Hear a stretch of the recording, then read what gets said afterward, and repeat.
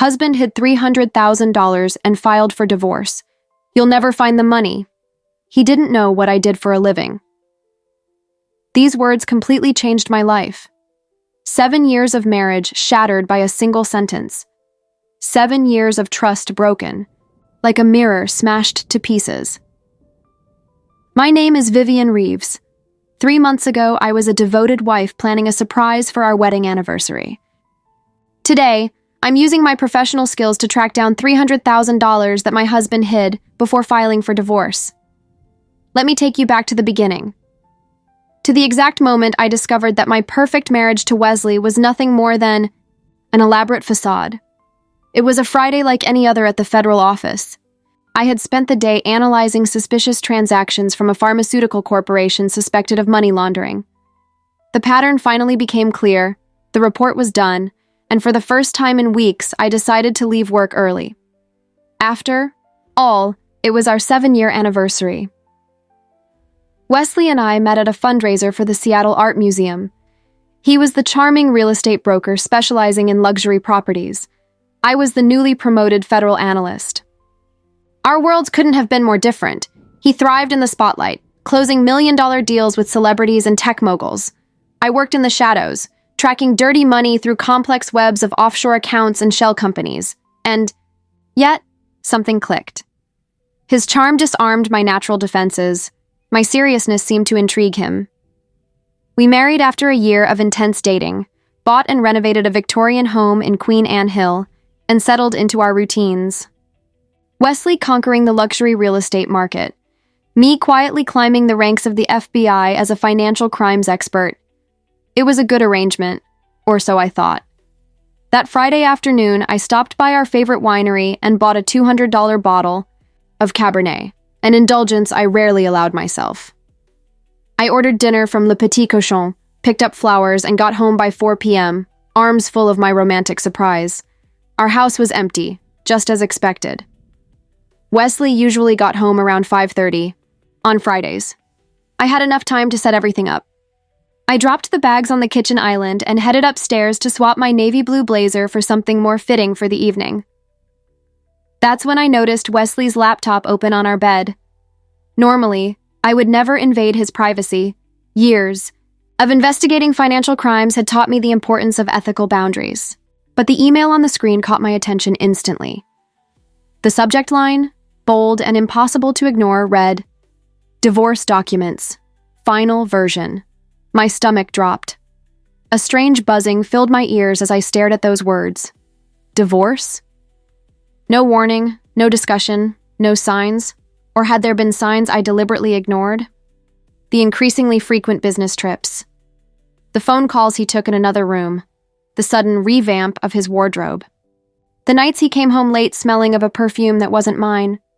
All the classic cliches my analytical mind had noted and filed away, yet my heart had chosen to dismiss.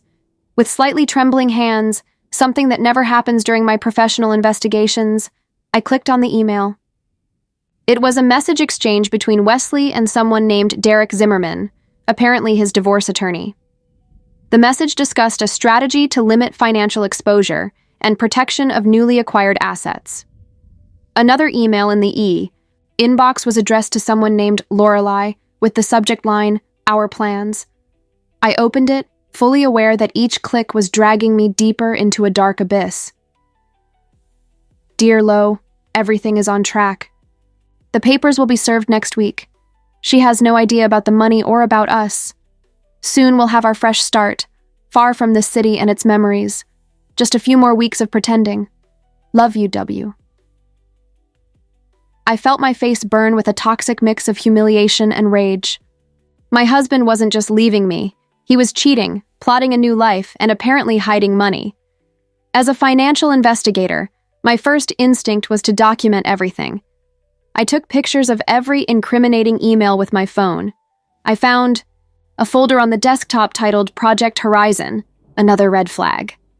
I opened it to find spreadsheets detailing our joint finances, properties, and investments. One specific tab called Transitions showed regular transfers of small amounts, all under $10,000, the threshold for mandatory reporting to regulatory bodies. a classic pattern of structuring I identified weekly in my cases. In total, approximately $300,000 siphoned off over the last 8 months. I heard the familiar sound of Wesley's Audi pulling into the driveway. 5:20 p.m. He was early. I quickly closed all the files, leaving the laptop exactly as I'd found it, and went downstairs. My heart was pounding, but my face, trained by years of federal interrogations, remained a mask of impenetrable calm. "Viv, you're home early," Wesley smiled as he walked in, that perfect commercial smile that used to charm clients, and that I once thought was sincere. He carried his sleek leather briefcase and a small wrapped package, which he quickly slipped into his pocket when he saw me, probably a gift to mask his intentions. For a moment, I considered keeping up the charade, letting him think I didn't know a thing, watching his moves, gathering more evidence. That's what I'd do in a federal case, but this wasn't just another case. This was my life. "I thought we could celebrate our anniversary," I said, nodding toward the champagne and flowers in the kitchen. "But maybe you had other plans? Maybe with Lorelei?" The name dropped between us like a grenade. I saw the exact moment Wesley realized I knew. His sales-hardened face registered shock, then calculation, then strategic resignation, all in under 3 seconds. "You've been going through my laptop," he said at last. It wasn't a question. "Answer the question, Wesley," he set the briefcase on the entryway table and let out an exaggerated sigh. "This isn't how I wanted to do this." "Do what, exactly? Ask for a divorce? Cheat on me? Or steal $300,000 from our joint accounts?" That caught him off guard. His eyes widened briefly before he regained control. Wesley was always good at masking his reactions, part of what made him an excellent luxury real estate agent. "Vivian, I think we need to have an adult conversation," he said, adopting that condescending tone I now realized he'd always used with me. "Things haven't been working for a while. We've grown apart. You with your government work, and me expanding my horizons. Horizons that include my money and another woman." He kept talking as if I hadn't spoken. "I was going to tell you this weekend. My attorney is preparing a fair proposal for the division of assets. As for Lorelei, that happened after our marriage was effectively over." A blatant lie. The money transfers began 8 months ago, right when his business trips to Portland became more frequent. "And the $300,000, Wesley? Did that just happen too?" His smile faltered for a second, revealing a flash of irritation before returning. "I don't know what you're talking about. My attorney will reach out on Monday. I suggest we get a mediator to keep this civil." "Civil?" My voice remained oddly calm. "What's civil about hiding marital assets? Structuring transfers to avoid detection? Submitting fraudulent financial documents to a court?" Wesley studied me for a moment, then laughed, a sound I once found warm, now clearly calculated. "Viv, sweetheart, your work with numbers is affecting your perspective. What $300,000? You won't find any money because there is no money." Stepped closer, placing his hands on my shoulders in an almost paternal gesture. "Take the deal I'm offering. It'll be easier for everyone." In that moment, something fundamental shifted inside me. The initial shock and pain gave way to a cold clarity I knew all too well from my most complex investigations. Wesley had made a critical mistake. He had completely underestimated who I was and what I was capable of. "You really have no idea what I do you?" I asked quietly. "Of course I do. You analyze financial data for some federal agency. Reports, spreadsheets, boring bureaucratic stuff." He dismissed 7 years of my career with a careless wave. "I see." I stepped away from his touch. "I suggest you stay at a hotel tonight. I'll use the guest room until this is resolved." Wesley looked almost relieved, probably eager to contact Lorelei and adjust his plans. "That's sensible. I'll come back tomorrow to grab a few things." "Of course," I replied, my mind already calculating the next steps. "Oh, and Wesley? One last thing." He paused at the door, raising an eyebrow inquisitively. "You should have done better research on my department at the FBI before trying to hide money from me." For a moment, I saw genuine confusion on his face, followed by a flicker of concern that he quickly masked with another confident smile. Have a good night, Viv. From now on, we'll speak through lawyers. When the door shut, I looked at the wilting flowers on the counter and the bottle of champagne we'd never open. 7 years reduced to stolen emails and drained bank accounts. Picked up my phone and dialed the number I knew by heart. Meredith? It's Vivian. I need the best divorce attorney you know, and I need some advice on how to deal with marital financial fraud. On the other end, my best friend, and conveniently an exceptional lawyer, sighed. Oh, Viv, what did Wesley do? He made the biggest mistake of his life, I replied, a new sense of determination filling my voice. He underestimated who I am.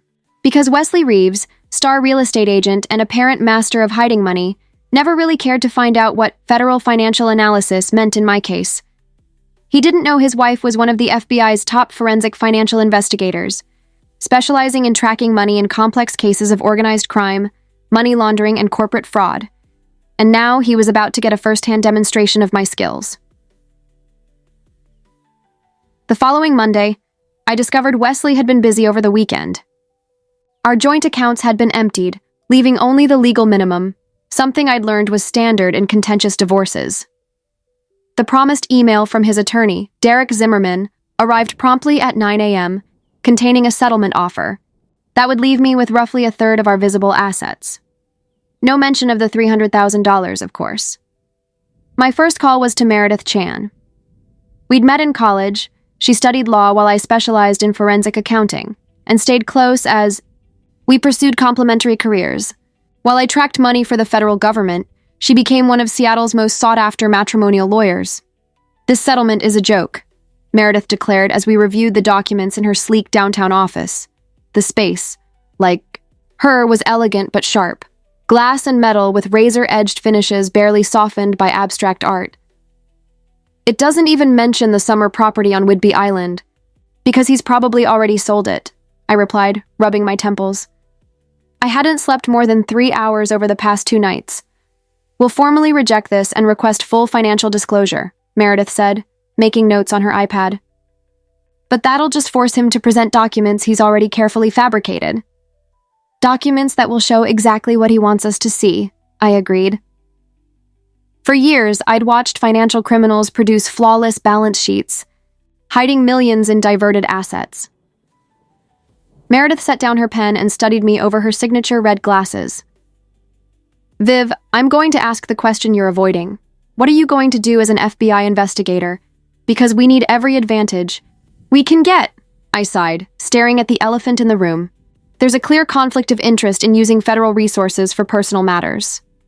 I'm not suggesting you abuse your position, Meredith clarified. I'm asking how your expertise can be legally applied in this situation. Was right, of course. Throughout 7 years of marriage, I'd kept my work in a separate compartment from my personal life. Partly for safety, some of the criminals I investigated were dangerous, but also because Wesley had never shown genuine interest. When I tried to share parts of a case, without classified details, he would politely shift the conversation back to his own real estate victories. As a result, he had no idea what I actually did every day. I need to consult my supervisor, I decided. Set clear boundaries around what I can do without compromising my professional integrity. The next morning, I walked into Special Agent Dominic Vega's office at 7:30 a.m., before the official start of the workday. Dom had been my mentor since I joined the bureau, and if anyone could guide me through this ethically murky territory, it was him. I have a dilemma, I declared, closing his office door. Dom looked up from his coffee and a stack of reports. At 42, with 15 years of experience in financial crimes, he radiated a calm that came from having seen just about every scheme imaginable. You're not someone who uses that word lightly, he observed. Have a seat. I explained the situation bluntly. The discovery of the affair, the impending divorce, the suspicion of hidden assets. I need to know where the line is, Dom. What I can do without jeopardizing my position or future evidence. He considered it for a moment, his fingers tapping the desk. Officially, I can't condone using bureau resources for personal matters. I completely understand. However, he continued, hypothetically, if someone were looking into hidden assets during a divorce, I'd suggest starting with public property records, especially if the spouse in question works in the industry. Our 30-minute conversation was a masterclass in carefully calibrated language. Dom never explicitly approved my personal investigation, but he offered general observations that became the backbone of my strategy. And Vivian, he added as I was leaving, be careful. I've seen smart people make mistakes under emotional stress. I nodded, grateful for his concern. I'll keep everything strictly professional. That night, I turned our guest bedroom into an improvised investigation room. The symbolism wasn't lost on me. It was the same room we had once planned to turn into a nursery, back when our trying to start a family slowly faded from conversation. Chronologically, I needed to examine Wesley's financial activity over the past 2 years, the period during which I'd noticed subtle changes in his behavior and lifestyle. Starting with the basics, I requested official records of all the properties he had sold during that time.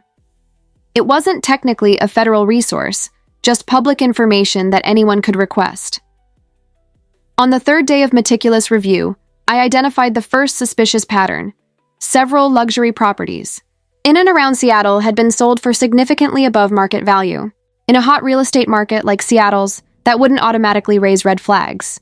But when the same buyers, or variations of their names, appeared in multiple separate transactions, my fraud antennae instantly went up. It was a pattern.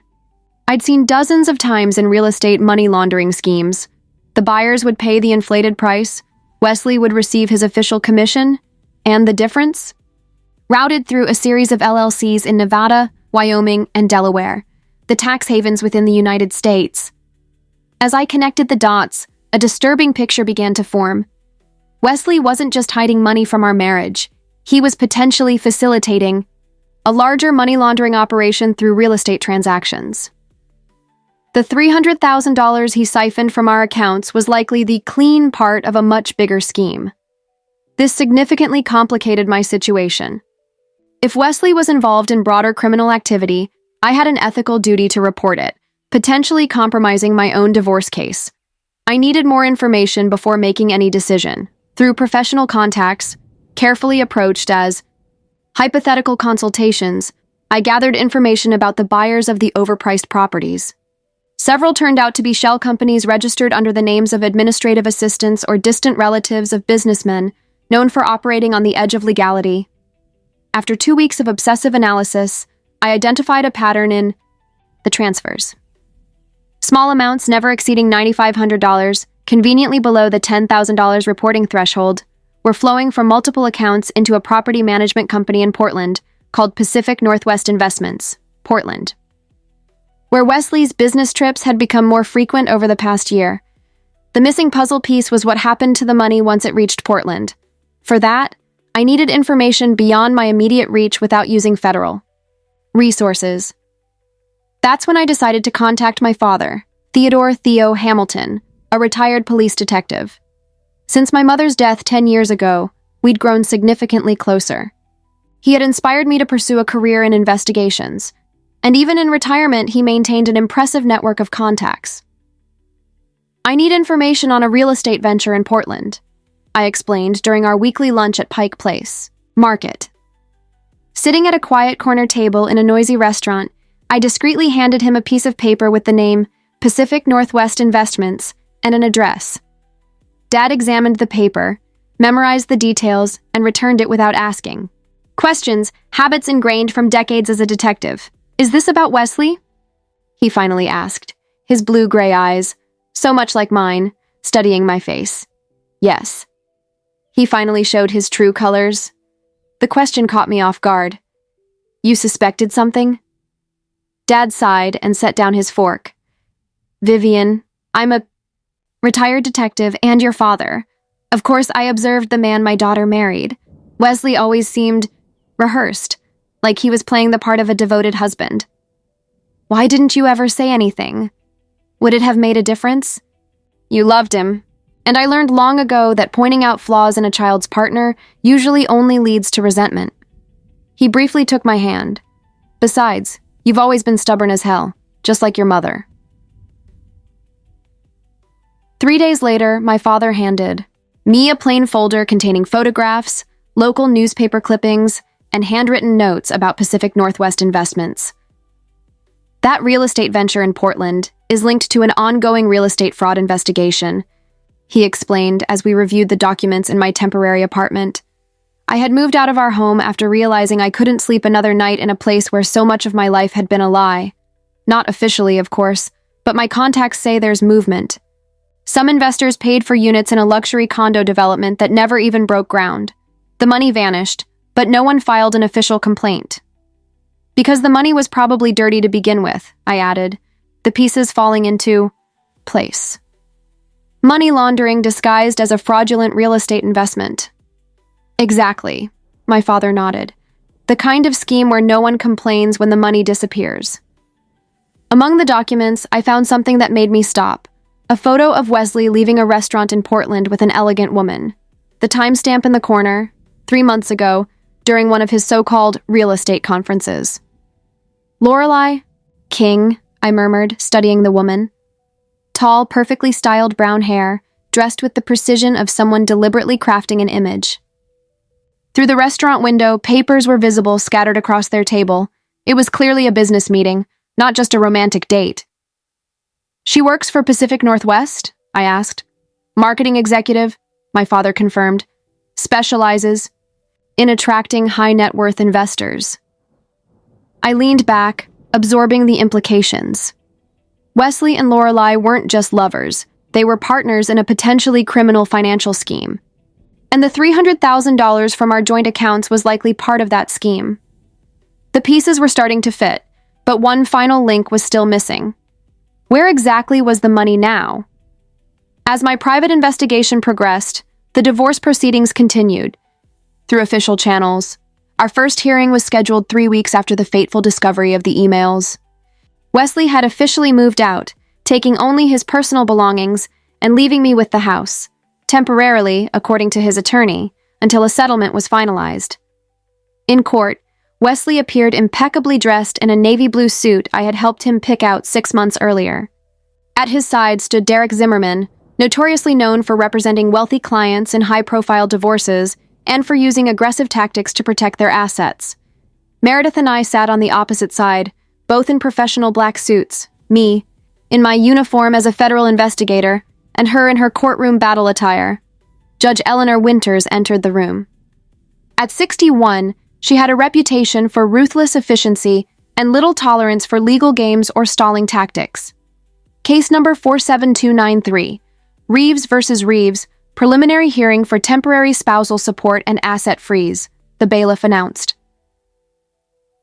Judge, Winters briefly reviewed the documents before her. I understand we have a request from Mrs. Reeves to freeze assets due to allegations of concealment.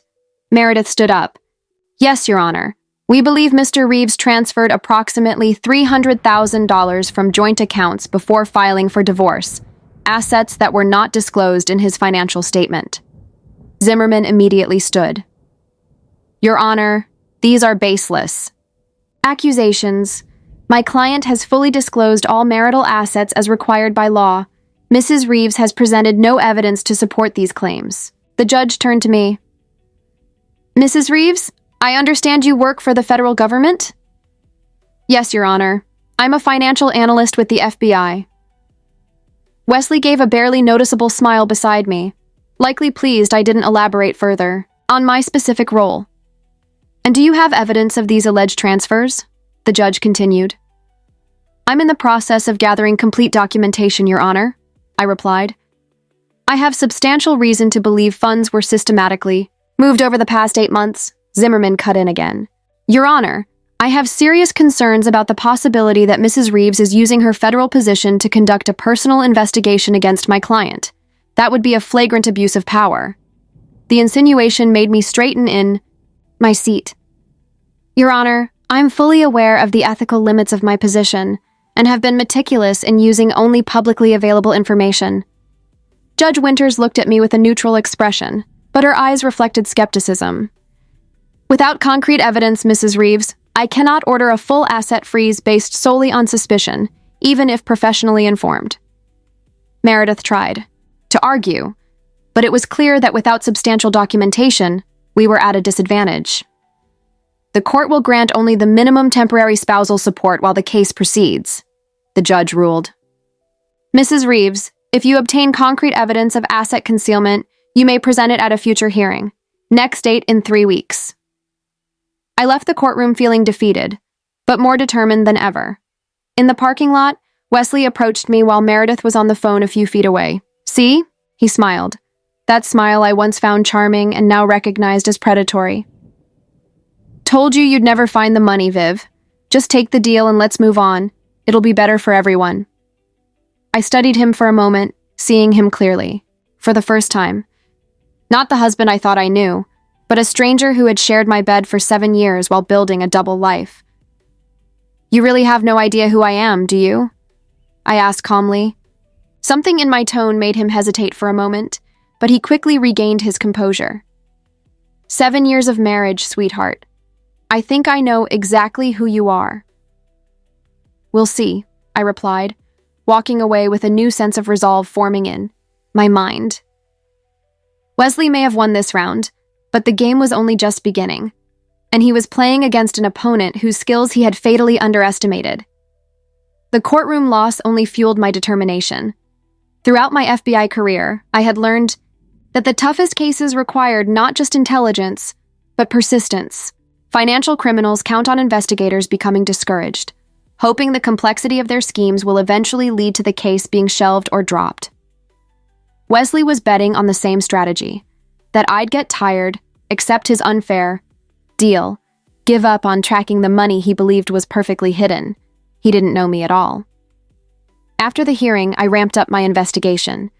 With my father's discreet help, I discovered that Pacific Northwest Investments had acquired a stake in a development called Evergreen Heights, supposedly a luxury condo project under construction on the outskirts of Portland. The pattern became clear.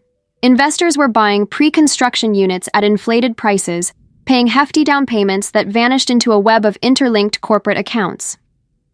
The construction never progressed beyond a fenced-off lot and a fancy sign announcing coming soon. It's a classic real estate Ponzi scheme, I explained to Meredith as I spread documents across her desk. New investors' money pays minimal, returns to earlier ones, while most of it disappears into offshore accounts. And how does this connect to the $300,000 Wesley diverted? She asked, absorbing the information with the quick understanding of an attorney used to complex cases. Here, I pointed to a series of transfers. He used our money as seed investment to build credibility. It's a common tactic, using clean money to attract dirty money. Financial criminals call it bait. So we're talking about money laundering, not just hiding marital assets. I nodded, feeling the weight of my findings. Which complicates my position. As a federal agent, I'm obligated to report suspicious criminal activity. But if you do that now, it could jeopardize your divorce case. Meredith finished my thought, frowning. They could argue you're using your position to pressure Wesley. Exactly. I need to carefully separate the $300,000 from our marital assets, and from the larger scheme. I ran a hand through my hair, exhausted after another night of meticulous analysis, at least for the purposes of the divorce. Meredith studied my face. You look terrible, Viv. When was the last time you slept more than 4 hours? When I still believed I was in a happy marriage, I replied dryly. You need rest. Tired investigators make mistakes. She was right, of course. But every time I closed my eyes, I saw Wesley and Lorelei laughing at my naivety, planning their new life with money we had built together over 7 years. The next morning, I received an unexpected call from Marcus Powell, our retired neighbor, in Queen Anne Hill. At 58, Marcus was a former cop who now spent his days meticulously tending his garden, and, as I learned, discreetly watching the neighborhood. Mrs. Reeves, sorry to bother you. His deep voice came through the phone. But I thought you'd want to know. Your husband was at the house last night with a woman. They left carrying some paintings and that glass sculpture from your office. My stomach sank. The glass sculpture was a gift from my father when I graduated from the FBI Academy, a one-of-a-kind piece made by a local artist. Thank you for letting me know, Mr. Powell. I took a few photos with my phone, he added, his police instincts still sharp. Just didn't sit right with me, seeing them take stuff out in the middle of the night. I met up with Marcus an hour later at a nearby coffee shop. The photos on his phone clearly showed Wesley and Lorelai removing valuable items from the house, not just the sculpture, but original paintings and several pieces of art we had collected during our travels. He's probably selling everything. Off before it gets included in the formal asset division, I remarked, feeling another wave of anger rise. Marcus nodded. Classic pre-divorce behavior. I saw a lot of this when I worked on domestic violence cases. I realized I was gripping my cup too tightly. Domestic violence? Not just physical, he clarified. Financial abuse is a form of control and power. Draining a partner's resources, hiding assets, destroying their financial security, I've seen it ruin lives just as effectively as fists. His words struck a deep chord. That was exactly what Wesley was doing. A calculated form of economic violence designed to leave me vulnerable and dependent on his generosity during the divorce settlement. Can I use these photos? I asked. That's why I took them, Marcus replied simply. I've always believed in evidence. Marcus's photos became the catalyst for my next move. Meredith filed for an emergency petition to stop Wesley from removing any more property from the house, attaching the images as proof of malicious dissipation of marital assets. The petition was granted, but it was only a small victory. The most valuable items, including my beloved sculpture, were already gone. In the meantime, I continued investigating the development project in Portland. The information my father had gathered pointed to a disturbing pattern. Pacific Northwest Investments had attracted around $2.8 million in funding for Evergreen Heights. Construction, supposedly started 18 months prior, consisted of nothing more than an empty lot and an elegant marketing sign.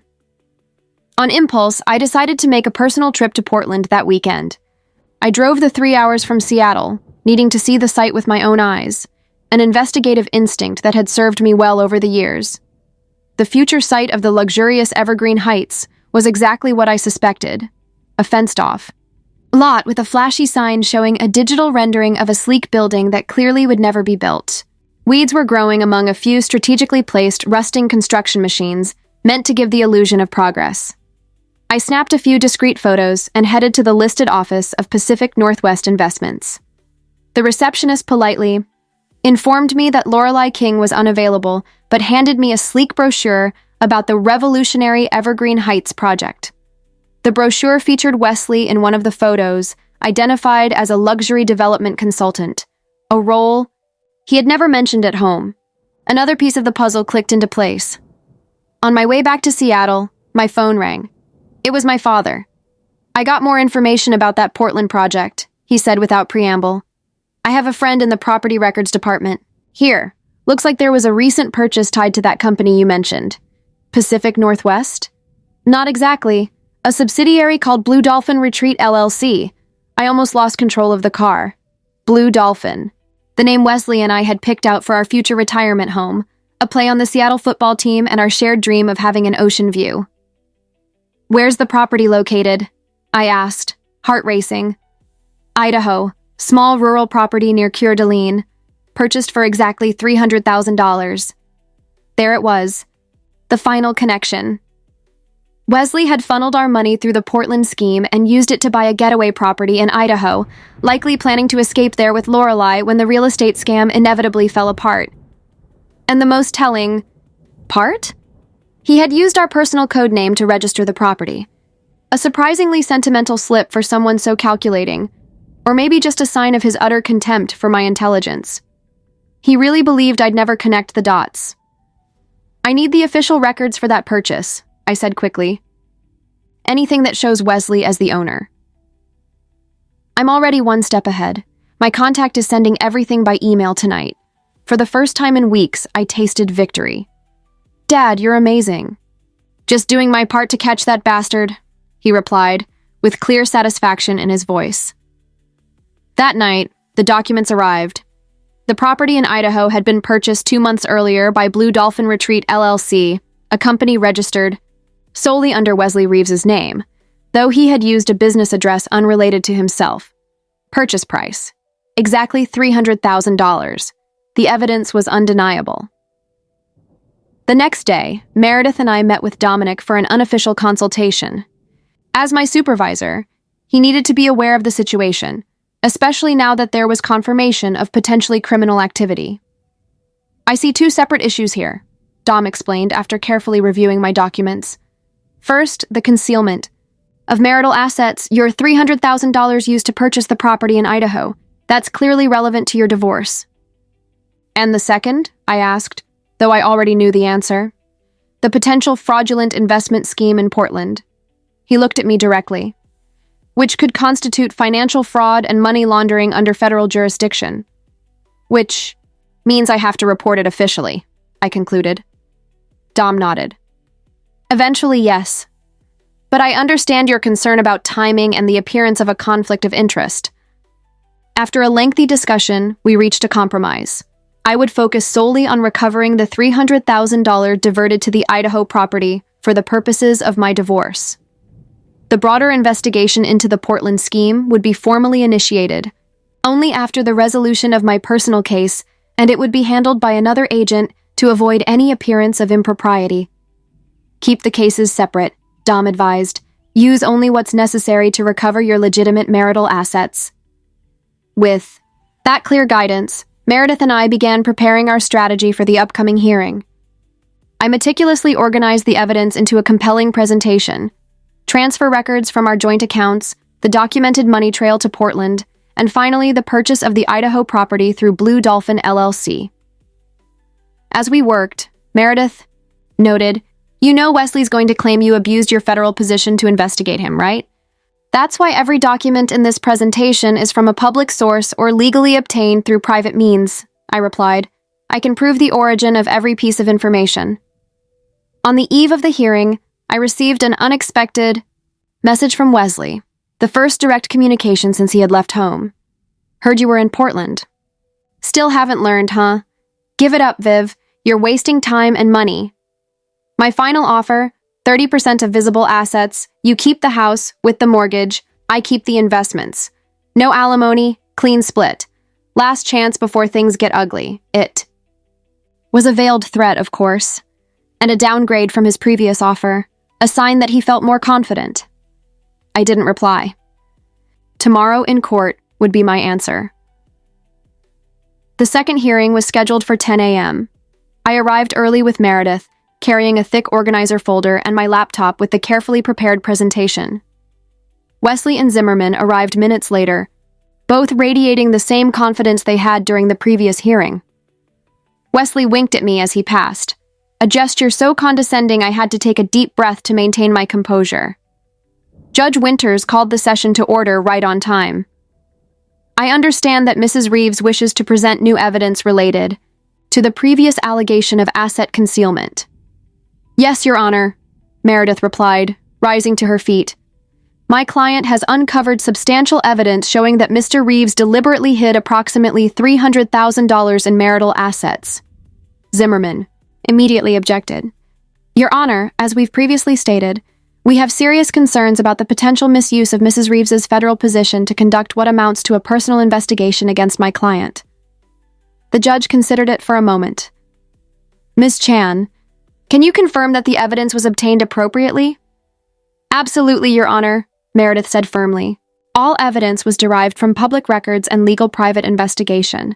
Mrs. Reeves's professional expertise merely allowed her to interpret information that any citizen could have accessed." After a brief pause, the judge nodded. "I will allow the presentation with the caveat that I will assess the admissibility of each piece of evidence individually." That was my cue. I walked to the front of the courtroom with my laptop and printed slides. Wesley wore a look of studied boredom, still, clearly convinced I had nothing of substance. "Your Honor," I began, "I would like to present evidence that my husband, Wesley Reeves, deliberately concealed approximately $300,000 in marital assets using an elaborate scheme of financial transfers and investments." The next 20 minutes were like a masterclass in forensic financial investigation.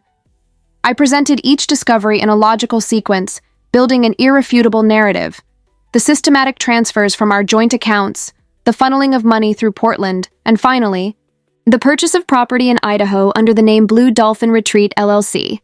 As the incorporation documents clearly show, I concluded, holding up the official filing, Blue Dolphin Retreat LLC is solely owned by Mr. Reeves, though he used a commercial address not linked to him in the registration.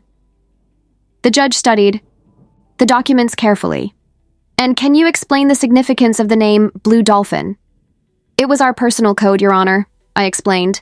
A name Wesley and I had chosen for our future retirement home, a play on the Seattle football team, and our dream of having an ocean view. I watched Wesley's face as I spoke. The transformation was cinematic, from smug boredom to shock, then to barely disguised panic. When I displayed the photo of the Idaho property and the Blue Dolphin LLC documents, he visibly paled. Zimmerman kept requesting time to consult with his client, but the damage was done. The evidence was too well organized, too conclusive to be denied. As you can see, Your Honor, I concluded, there's a clear trail showing exactly how $300,000 was diverted from our joint accounts, moved through multiple transactions, and ultimately used to purchase this property in Idaho, registered under an LLC solely owned by Mr. Reeves. Judge Winters reviewed the documents for several minutes in silence, occasionally jotting down notes. Finally, she looked at Wesley. Mr. Reeves, do you have any explanation for these apparent discrepancies between your financial statement and the evidence presented today? Wesley leaned over to speak furiously with Zimmerman, who looked equally alarmed. After a few tense moments, Zimmerman stood.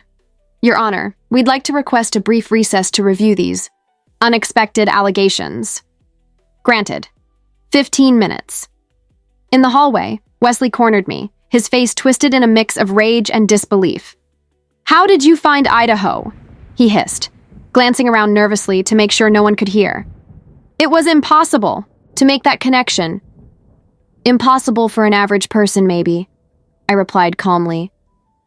You really should have researched my role at the FBI a little better, Wesley. How did you find Idaho? Wesley repeated, his face frozen in disbelief. No, one could have connected those dots. I'm not no one, Wesley, I said, my voice steady despite the storm inside. I'm a forensic financial investigator specializing in tracking money in complex international fraud cases. Following $300,000 poorly hidden? That's literally what I do before breakfast.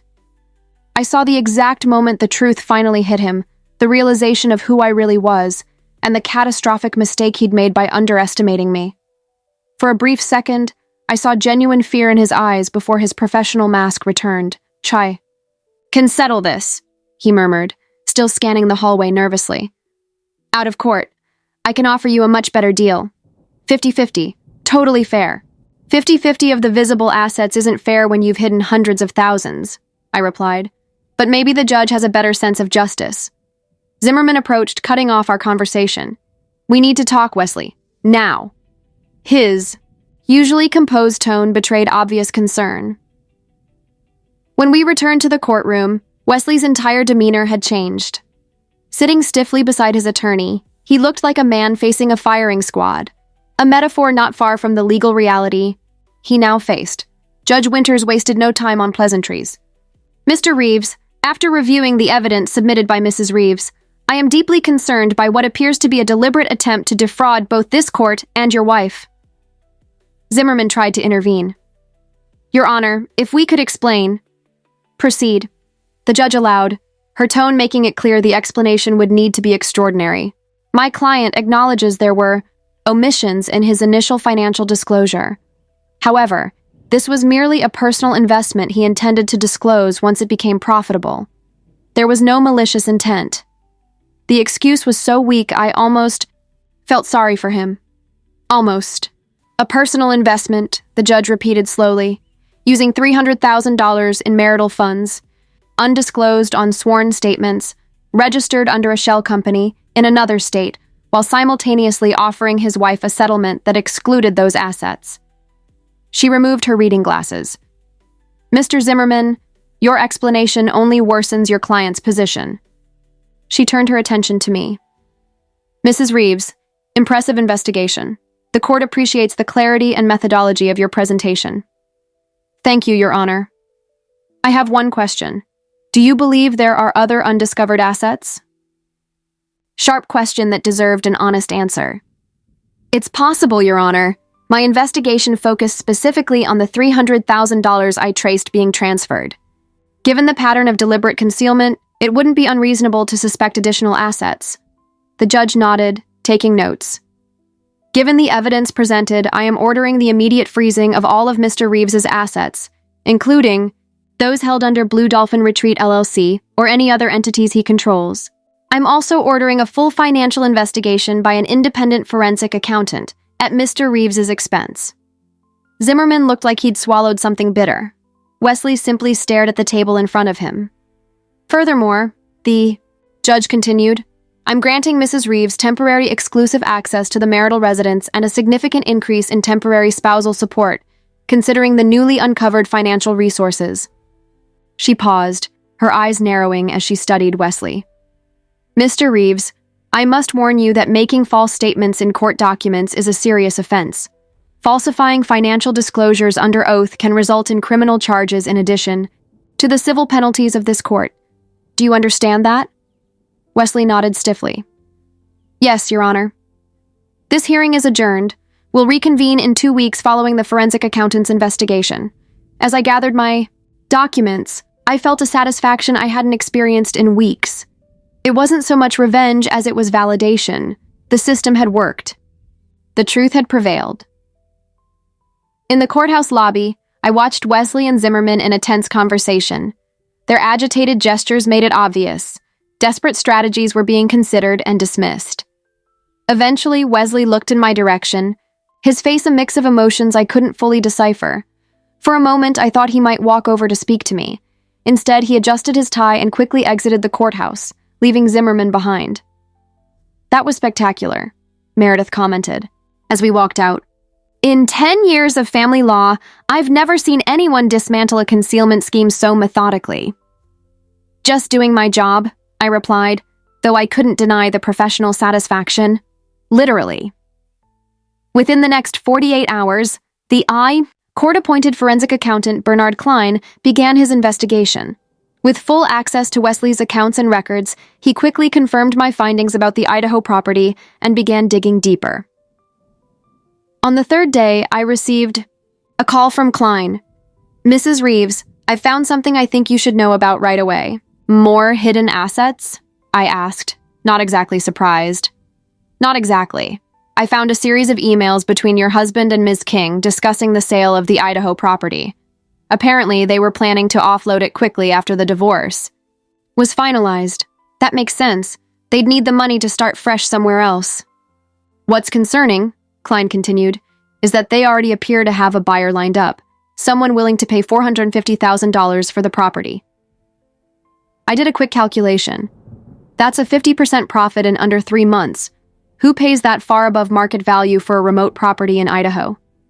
Exactly what I asked myself. The buyer is listed only as SR Ventures in the emails. I'm trying to identify them, but he hesitated. Frankly, it suggests the property may have some hidden value, or the transaction could serve a purpose beyond a simple real estate transfer. A suspicion began to form in my mind. Mr. Klein, does the name Alexander Sokolov appear anywhere in your investigation? A moment of silence.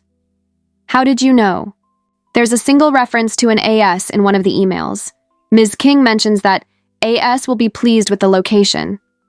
A chill ran down my spine. Alexander Sokolov was a Russian-American businessman my FBI team had been monitoring in connection with potential international money laundering. Nothing solid enough for charges, but suspicious enough to warrant ongoing surveillance. Mr. Klein, I believe we need a meeting with Judge Winters as soon as possible. The emergency meeting was scheduled for the following morning. Present were myself, Meredith, Klein, Judge Winters, and a representative from the district attorney's office, summoned by the judge. Let me be very clear, Judge Winters said after hearing our findings. You believe the Idaho property may be connected to an international money laundering scheme? I can't say that definitively, Your Honor, I answered carefully. But the circumstances, the inflated price, the anonymous buyer, the possible connection to individuals under federal investigation, raise serious questions beyond the usual scope of hidden marital assets. Assistant District Attorney James Torres leaned forward. Mrs. Reeves, I understand you work for the FBI. Has this information been officially shared with your department? Not yet. I wanted to first discuss it with the court to determine the appropriate course of action for the divorce case. Judge Winters considered for a moment. This is an unusual situation. Typically, I keep criminal and matrimonial matters separate.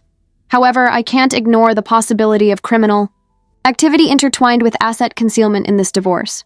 She made a decision. I'm issuing an order to immediately freeze the property in Idaho, prohibiting any sale or transfer. Mr. Torres, I suggest your office consider opening a preliminary investigation based on the information presented here. Torres nodded. I agree, Your Honor.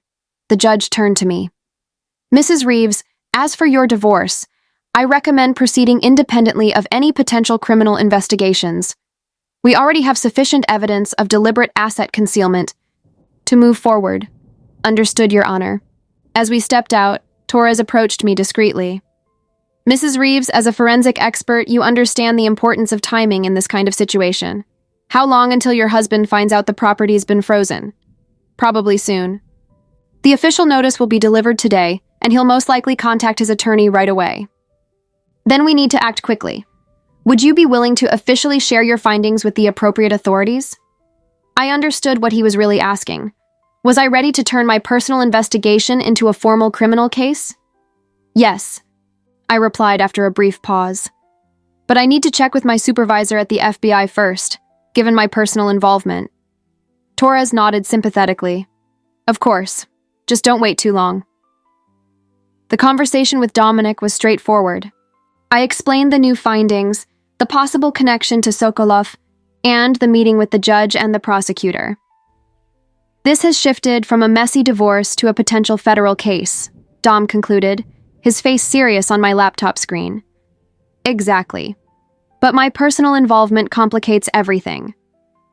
Not necessarily, Dom said, surprising me.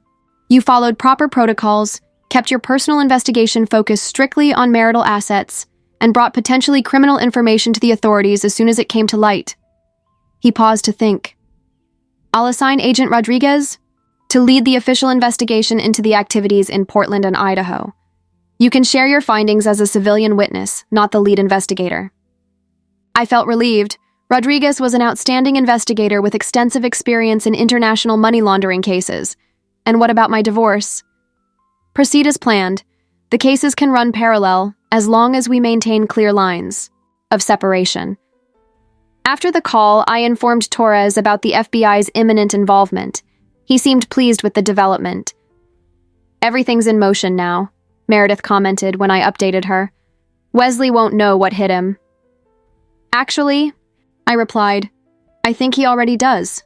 My phone had logged 3 missed calls from Wesley in the past hour, followed by a text message.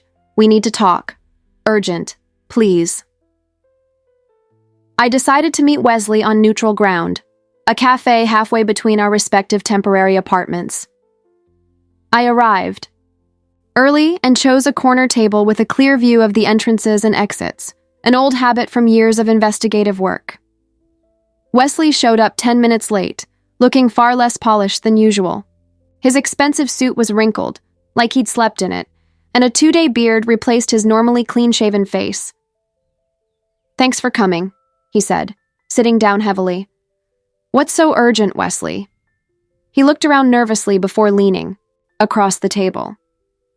What exactly did you find out about Idaho? More than you'd like, I replied flatly. The property's been frozen by court order in case you're wondering. He visibly paled. You don't understand what you're getting yourself into, Viv. Don't call me Viv. The nickname that once sounded affectionate now felt like an insult. And I understand perfectly. Blue Dolphin Retreat, $300,000 from our joint funds, pending sale to SR Ventures for $450,000. Did I miss anything? His eyes widened. How do I know about Sokolov? I finished, watching his reaction. The confirmation was instant. He nearly choked on his own breath. Wesley, what exactly is your relationship with Alexander Sokolov? I don't know what you're talking about, he tried to deny, but the performance was far from convincing. Let's try a different approach. You do know that the property is now under federal investigation, right? Not just related to our divorce, but as part of a broader inquiry into possible money laundering. He ran a hand through his hair, a nervous gesture he rarely displayed. Look, this is all just a misunderstanding. I was just making a smart investment. With money stolen from our marriage. Not stolen, he protested. Strategically reallocated. I was going to make it up to you eventually. Just like you were going to make it up to Sokolov by handing over our shared property to serve as... what exactly?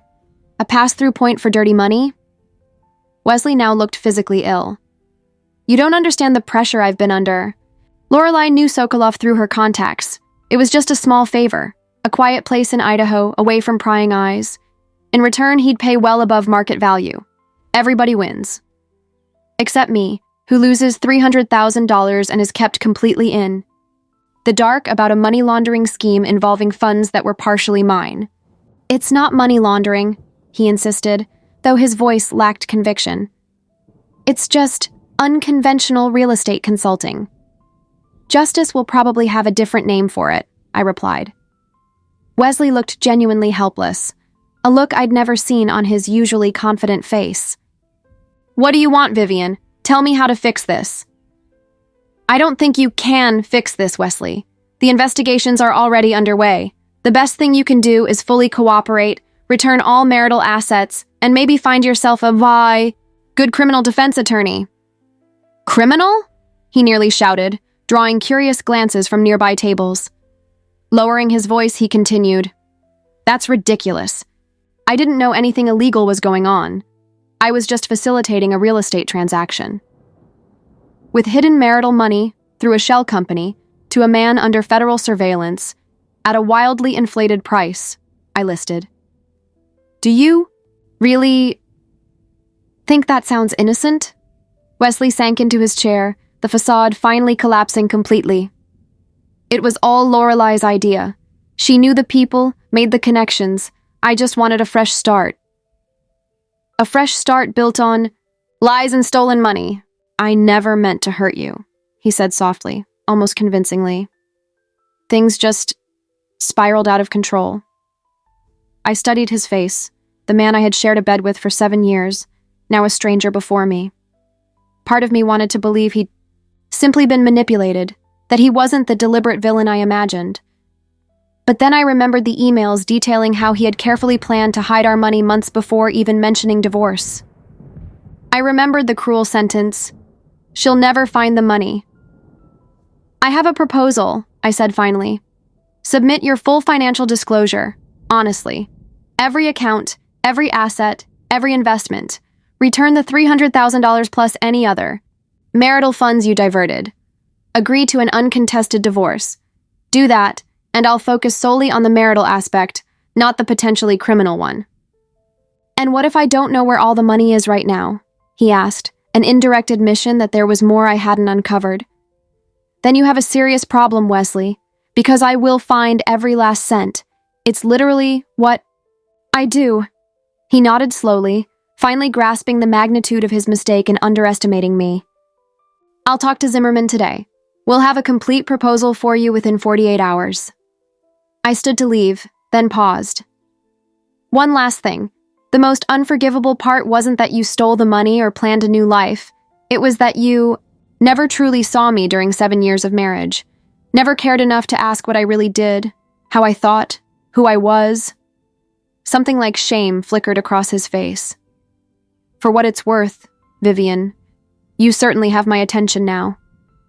Wesley's offer arrived exactly 48 hours later, just as promised. The proposal was surprisingly reasonable, perhaps the first honest thing he had done in months. He agreed to an equal split of all visible assets, the return of the $300,000 diverted to the Idaho property, which would remain frozen pending investigation, and disclosed 2 additional offshore accounts totaling around $120,000 that I hadn't discovered. It's a solid offer, Meredith said as we reviewed the documents in her office. Much better than what we expected before your discoveries. I nodded, flipping through the pages meticulously. Where's the catch? Maybe there isn't one this time. Wesley seems genuinely scared of the legal implications. And, with good reason, I replied, recalling the look on his face during our meeting at the cafe. After careful review, we accepted the proposal with a few minor adjustments. The agreement was formalized the following week before Judge Winters, officially closing the marital aspect of the case. The court accepts this agreement as fair and equitable, the judge declared. Given the unusual circumstances, I will retain jurisdiction over the Idaho property until the pending investigations are resolved. After signing the final documents, I ran into Wesley in the hallway. He looked like he had aged years in just a few weeks, the superficial charm replaced by a sobriety I had never seen in him before. "It's done," he said simply. "It is," I agreed. A strange sense of closure, not triumphant or sad, just final. "What happens now?" he asked. "With the federal investigation?" "That's no longer in my hands, Wesley. Agent Rodriguez is leading the case. I suggest you be completely honest with her." He nodded slowly. "And Lorelai?" "What about her?" "She disappeared," he revealed, looking genuinely perplexed. "After the property was frozen, I haven't been able to reach her in 2 weeks." I wasn't surprised. Rats abandoning a sinking ship was a common pattern in fraud investigations. Maybe she found a new accomplice. Wesley winced but didn't argue. "I guess I deserve that."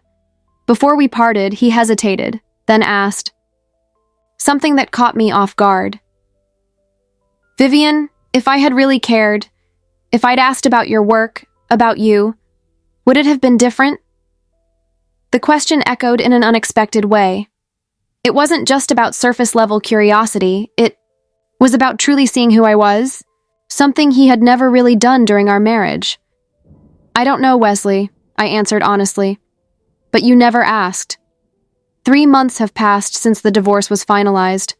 Life has taken on a new rhythm, not exactly normal, yet, but steadily moving forward. I sold our house on Queen Anne Hill, unable to keep living in a space soaked in lies. Instead, I bought a modern loft overlooking Puget Sound, a place that's entirely mine, with no shadows of the past." The key. Criminal investigation continued under Agent Rodriguez's leadership. Wesley had apparently decided to fully cooperate, perhaps hoping for leniency. Sokolov remained out of reach, but connections to his financial empire were slowly being exposed. The Portland scheme was just a small cog in a much larger operation. In ETU, an unexpected twist, I was promoted at the FBI, appointed to lead a new unit specializing in marital fraud with broader financial crime components. It was a niche I had inadvertently helped identify through my personal experience. "You turned a personal tragedy into a chance to help others," Dom remarked during my first week in the new role. "Very few people can do that." My first official case involved a situation eerily similar to mine, a wife whose family fortune was being systematically drained by her husband through fraudulent investments. The difference? She came for help before losing everything. "How did you know what to look for?" she asked after I uncovered the scheme in under a week. "Let's just say I have personal experience," I replied with a slight smile. One Tuesday, morning 6 months after the divorce, I found something curious in my mail. A postcard from a tropical island with no return address. The message was simple. "You were right about him. You always were." The handwriting was distinctly feminine, almost certainly Lorelai's. There was no signature, no clue to her current location. I smiled and placed the postcard in a box labeled "Case Closed," a symbol that this chapter of my life was truly over. That afternoon, my father came over for our weekly lunch. Since the divorce, our get-togethers had become even more meaningful. His perspective and support had been vital throughout the ordeal. "How are you, really?" he asked as we shared sushi in my new loft. "Better than I expected," I replied honestly. Sometimes I still wake up in a panic, wondering what Wesley might be hiding. Then I remember, it's not my problem anymore. "The best revenge is a life well lived," my father offered, quoting the old saying. "I don't think it's about revenge," I reflected. "It's about rebuilding. figuring out who I am when I'm not trying to fit someone else's expectations. Dad nodded, understanding. After a pause, he asked, "Have you heard anything from him lately?" "Wesley?" "Not directly. Agent Rodriguez mentioned he's cooperating with the investigation in exchange for possible immunity. The man's always been a skilled negotiator." "And that property in Idaho?" I shrugged. "Still frozen. It'll probably be seized once the investigation wraps up." Looking out at the Sound through the panoramic window, I thought about the journey of the past few months. You know what's ironic? Wesley spent 7 years of marriage without ever truly knowing me. He never had a real interest in my work, my skills, my mind, and in the end, it was exactly that, the skills he ignored, that brought him down. "Sometimes people only see what they expect to see," my father said wisely. "And sometimes," I added, "they really should look closer." A week later, I received surprising news. Wesley had accepted a deal with federal prosecutors. In exchange for more testifying against Sokolov and others involved in the larger scheme, he would receive partial immunity, facing only minor charges with a likely suspended sentence. Agent Rodriguez shared the information with me as a professional courtesy, not because my approval was needed. "How do you feel about it?" she asked after explaining the terms. I considered the question carefully. Honestly, it seems fair. Wesley wasn't the architect of the larger scheme, just an opportunist trying to game the system for personal gain. And on the personal side, the $300,000 he tried to hide from you, I got the money back through the divorce. And in a way, the experience gave me something far more valuable: clarity about who I am and what really matters. Rodriguez smiled. "You're incredibly grounded about all this." "I have good days and bad," I admitted. "But I've realized that holding on to anger only gives him power over my life. I'd rather move forward. And that's exactly what I did." In the months that followed, I established my new unit as a respected force within the Bureau. We developed specific protocols to identify when marital disputes intersect with broader financial crimes, creating a model that other divisions began adopting. At an official FBI event, I ran into James Torres again, the assistant prosecutor who had been present at the meeting with Judge Winters. Now promoted to full prosecutor, he greeted me warmly. "The forensic expert who caught her own husband," he said with a smile. "You've become something of a legend at the DA's office, you know?" I laughed, slightly uncomfortable with the notoriety. "I was just doing my job, both at home and at the office. And exceptionally, from what I've heard, Rodriguez mentions your work often." The conversation flowed easily, and when he suggested dinner the following week to discuss collaboration between our teams, I accepted without hesitation. Maybe it would be just a professional meeting. Maybe it would be the start of something more. Either way, I was open to the possibilities in a way I hadn't been in years, free from past disappointments, more aware of my own worth, and more attuned to who truly saw me. Exactly 1 year after the divorce was finalized, I received an envelope containing a key. Attached was a simple note from the federal prosecutor's office. "Property in Idaho finally released after completion of investigation. As the original harmed party, you have the first right to purchase at appraised value." I held the key, feeling its symbolic weight. The cabin in Idaho, the place Wesley had chosen for his fresh start with Lorelei, was now potentially mine. For a moment, I considered the possibility, turning a symbol of betrayal into something new, maybe a personal retreat far from the city. But after some reflection, I made my decision. I didn't want anything tied to that part of my life. Instead, I arranged to sell the property and donated the profits, beyond the $300,000 I had already recovered, to an organization that supports victims of economic abuse in relationships, people whose partners use financial resources as tools of control and manipulation. A few weeks later, I began volunteering with the same organization, offering workshops on financial literacy and the warning signs of economic abuse. Turning my painful experience into tangible support for others gave me a sense of purpose I hadn't anticipated. The most valuable lesson I learned through it all: never underestimate a woman just because she doesn't show all her cards, especially if that woman tracks dirty money for a living. Wesley made the fatal mistake of confusing my professional discretion for ignorance, my meticulous focus for lack of passion, my patience for passivity. And while he's still wondering how exactly he lost everything, I remember the one question he never cared to ask during our 7 years together. "So, sweetheart, how was your day at work?" Maybe if he had asked, he would have found out who I really was, before it was too late.